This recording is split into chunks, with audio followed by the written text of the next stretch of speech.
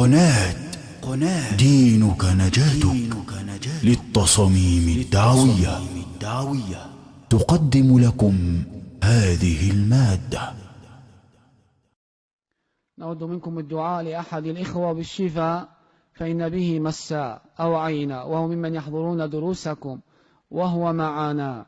نسأل الله العظيم رب العرش العظيم أن يشفيه وأن يعافيه وأن يشفي مرضى المسلمين وأن يعافي مبتلى المسلمين. إن ربنا لسميع الدعاء. يقول: وما توجيهكم لنا أصدقاؤه؟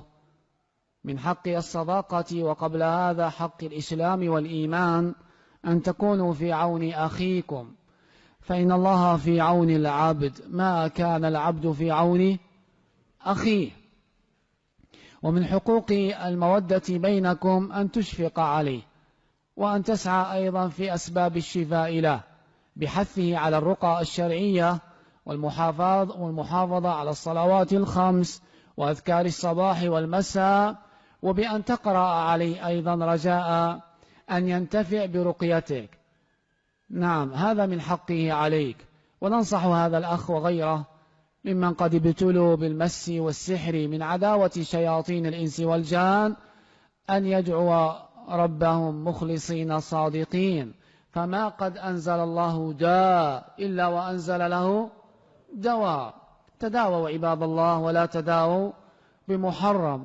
وتأمل أخي في الله أن داء السحر قد تعرض له نبيك صلى الله عليه وعلى آله وسلم، لتعلم عظم عداوة شياطين الإنس والجان. من الذي سحره؟ لبيد بن الأعصم في ماشطة سحره. أما ذاك في الشاة فقال: إني لا أجد أثر الشاة والمسمومة، وهو في مرض موته. نعم، فالمقصود أن السحر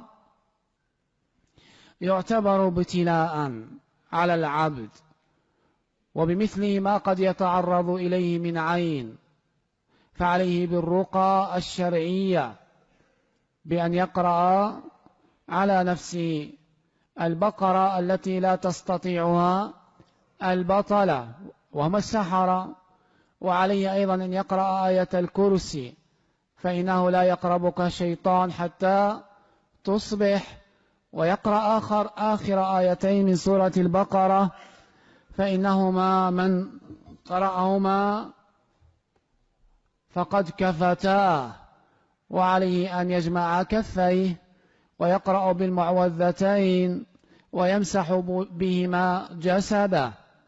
نعم، وعليه أن يحافظ على الصلاة في الجماعة، وأن يدعو ربه ويخلص الدعاء، ويوقن بأن الله عز وجل سيجعل له فرجا ومخرجا.